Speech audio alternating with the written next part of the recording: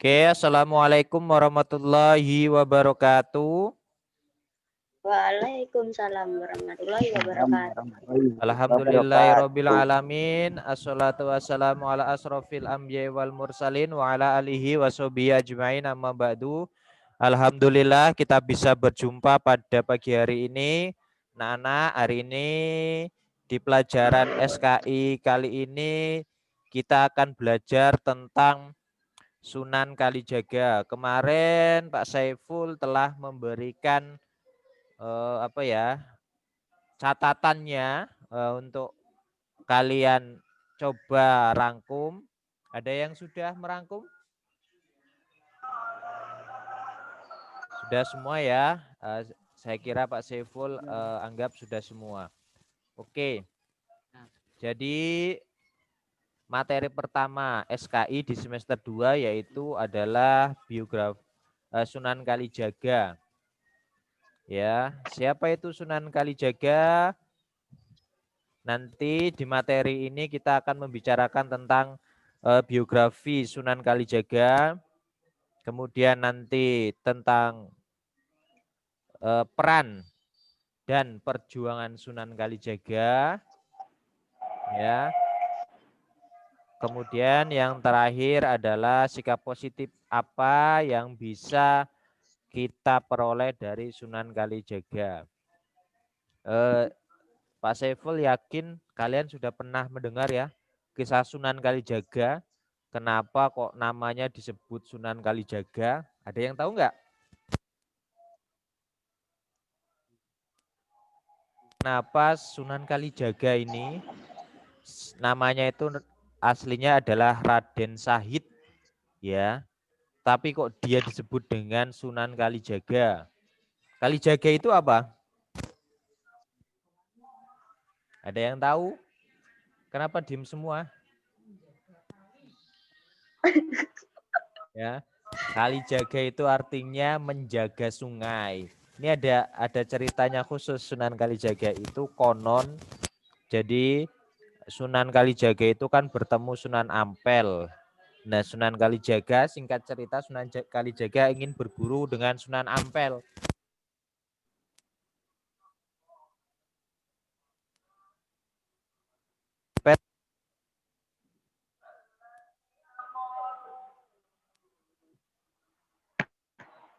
Tongkat itu kemudian Raden Sahid ini yang kemudian nanti disebut dengan Sunan Kalijaga ini diminta untuk menjaganya. Alhasil sampai bertahun-tahun ya Sunan Ampel ini nggak datang.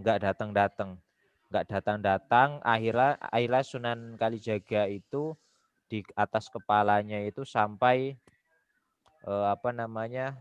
ditumbuhi oleh tumbuhan-tumbuhan gitu. Ditumbuhi oleh tumbuhan-tumbuhan di atas kepalanya, bahkan ada sarang burungnya. Nah, kemudian sekitar beberapa tahun, 5 atau 10 tahun itu barulah Sunan Ampel itu datang. Di kisah ada dua riwayat, yang satu mengatakan Sunan Ampel, yang satu mengatakan Sunan Bonang. Tapi ceritanya sama. Nah, setelah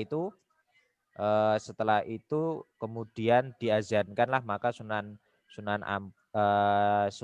Kalijaga atau Raden Sahid yang masih namanya Raden Sahid ini kemudian bangun dan diangkatlah menjadi murid. Nah, itu kisahnya dari Sunan Kalijaga itu begitu. Sehingga oleh Sunan Ampel atau Sunan Bonang menurut riwayat itu dikasih namanya Sunan Kalijaga yang artinya Sunan penunggu sungai. Itu ya. Kemudian kita lihat riwayatnya ya. Jadi saya agak perbesar sedikit. Sebentar. Agar lebih jelas.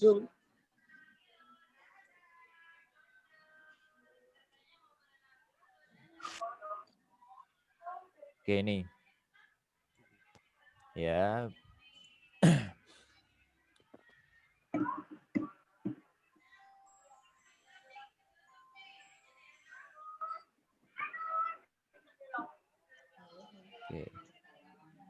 Nih, jadi biografi Sunan Kalijaga itu yang pertama, Sunan Kalijaga adalah putra dari Tumenggung Walaktikta. Kakeknya bernama Arya Teja atau Abdurrahman, seorang keturunan Arab yang bersambung silsilahnya dengan Sayyidina Abbas bin Abdul Muthalib, yaitu paman Rasulullah. Raden Syahid, ini nama asli dari Sunan Kalijaga, dididik di keluarga ibunya, ya, yaitu Putri Nawangarum yang berasal dari keluarga Bupati Tuban, ya. Itu silsilah keluarganya. Jadi Sunan Kalijaga ini belajar itu di lingkungan keluarganya. Pak itu di itu nggak Pak? Nggak usah. Kan kemarin Pak Saiful sudah mengirimkan ini untuk dirangkum. Iya Pak, udah Pak. Didengarkan saja. Kemudian setelah tumbuh dewasa, Raden Syahid ini diajari ilmu silat, ya, ilmu untuk menjaga diri lah. Suatu ketika dia berjalan-jalan di pasar, melihat rakyat jelata, kok hidupnya sangat sengsara. Sudah hidupnya sengsara, ternyata dia harus membayar pajak. Jadi kemudian kok Sunan Kalijaga ini merasa kasihan. Alhasil dia mencurilah di gudang makanan orang tuanya untuk dibagi-bagikan kepada rakyat itu. Nah, kemudian setelah itu orang tuanya tahu atas perbuatan itu. Kemudian Sunan Kalijaga itu diusirlah dari rumahnya. Akhirnya Sunan Kalijaga tinggal di hutan Jatisari. Kemudian dia mencuri, merampok saudagar yang kaya, yang pelit. Kemudian hasil rampokannya dibagikan kepada rakyat miskin. Kemudian dia mendapat julukan sebagai Lokajaya. Ya, itulah. Nah, kalau di sini ya, setelah berkali-kali mencuri, ternyata dia saat itu, kalau di sini ya, dia bertemunya dengan Sunan Bonang. Jadi dia bertemulah dengan Sunan Bonang. Ya, Sunan Bonang ini membawa tongkat yang berdaunkan emas. Kemudian Sunan Bonang ini menyayangkan, berkata kepada Sunan Kalijaga, sangat menyayangkan bahwasanya harta yang dibagikan kepada orang miskin tadi itu ternyata harta rampokan. Kemudian Sunan Bonang mengatakan demikian untuk menjelaskan kepada Sunan Kalijaga bahwasanya perbuatannya itu menjadi sia-sia. Ibarat seperti ini, sebagai orang yang berwudu dengan air kencing. Gimana kira-kira, sah nggak wudu dengan air kencing? Ya kan? Otomatis tidak sah karena itu najis. Karena sudah dari awal itu najis. Sudah dari awal itu haram. Begitu juga harta yang disedekahkan dengan cara yang tidak benar. Percuma saja karena itu sudah dari awalnya itu tidak baik gitu. Itu perkataan dari Sunan Bonang. Kemudian Sunan Kalijaga itu tadi bergurulah kepada Sunan Bonang. Kalau di versi buku ini ya, Sunan Bonang. Kemudian dia bersama Sunan Bonang dan itu tadi ditancapkanlah tongkatnya tadi, tongkat yang berdaun emas, diminta untuk menjaganya kalau ingin berguru dengan beliau. Dan setelah itu dijadikanlah murid Sunan Kalijaga itu Raden Syahid, berubahlah menjadi nama Sunan Kalijaga. Itu ya kisah dari Sunan Kalijaga. Setelah dia berguru dengan Sunan Bonang, kemudian dia menikahi dengan anak Zainab, adik dari Sunan, nih ya Bapak petugas, nih menikah dengan Siti Zainab, adik dari Sunan Gunung Jati, ya, putra dari Syekh Datuk Abdul Jalil atau Syekh Siti Jenar namanya, ya. Kemudian dia menikah. Oke, itu riwayat singkat tentang Sunan Kalijaga. Sekarang kita akan membicarakan tentang perannya Sunan Kalijaga. Jadi Sunan Kalijaga itu dia berdakwah, yang pertama cara berdakwahnya itu dengan seni wayang kulit, ya. Dengan seni wayang kulit pada saat itu masih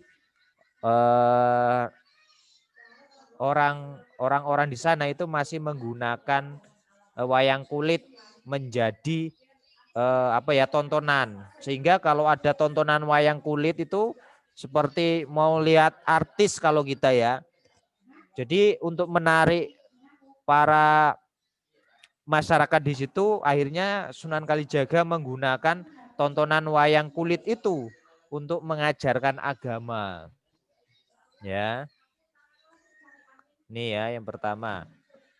Jadi wayang kulit itu dirubah menjadi cerita Islam. Di sini ya, merubah cerita dewa menjadi cerita yang mengandung jiwa Islam. Cerita wayang kulit berisi keimanan, ibadah, dan akhlak sopan santun. Ya, ini. Untuk menjauhkan diri dari maksiat melalui wayang kulit diajarkan diajarkan untuk tidak melakukan hal-hal yang buruk. Nah, lewat wayang kulit itu. Kemudian yang selanjutnya ialah merubah tradisi budaya lokalifan lokal. Apa yang dirubah? Jadi pada dasarnya masyarakat Jawa itu suka namanya bernyanyi, ya kan? Suka namanya bernyanyi, tembang lah kalau orang Jawa itu bilang. Maka kemudian Sunan Kalijaga juga menyampaikan agama itu sesekali dia dengan tembang. Tembang yang sangat terkenal itu yang sering kalian dengar adalah lir ilir itu. Lir ilir tandurik, nih ya.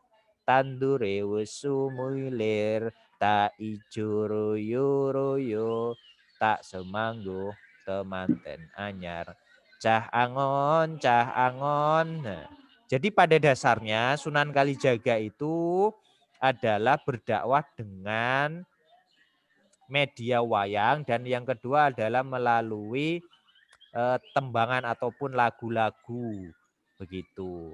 Dia mengajarkan akhlak budi pekerti melalui seni. Oke, yang selanjutnya adalah sikap dari Sunan Kalijaga. Apa yang perlu dicontoh pada Sunan Kalijaga? Yang pertama adalah tekun, istiqomah, dan toleran. Tekun, istiqomah itu gimana? Tadi dia terhadap perintah guru, istiqomah dia disuruh menunggu menunggu tongkatnya tadi, dia ditunggu sampai bertahun-tahun. Saking tekunnya, saking istiqomahnya, ya. Toleransi dia itu terlihat dari dia tidak menyalahkan orang yang menggunakan yang masih suka kesenian daerah. Dia nggak menyalahkan.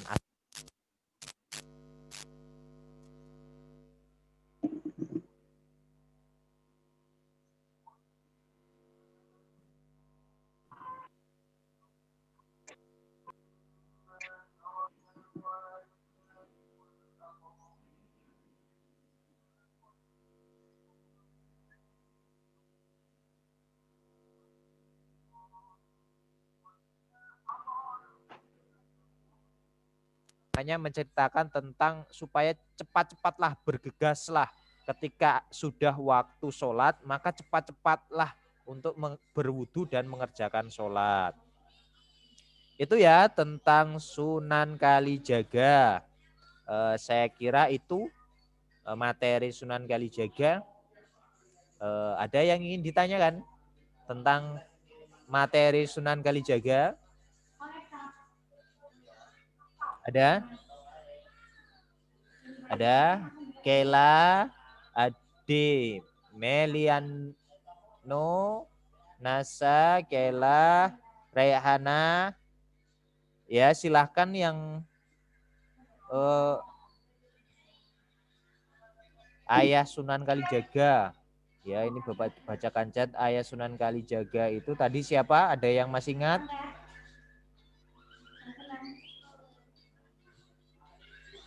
Ada yang masih ingat Ayah Sunan Kalijaga? Siapa tadi? Dari Temenggung Tuban siapa?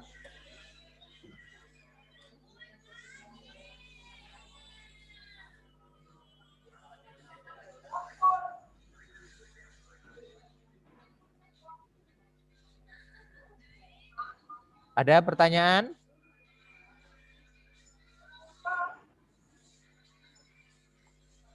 Kalau nggak ada, oh ya jangan lupa nanti silakan kalian yang masuk ini silakan japri Pak Saiful ya via chat.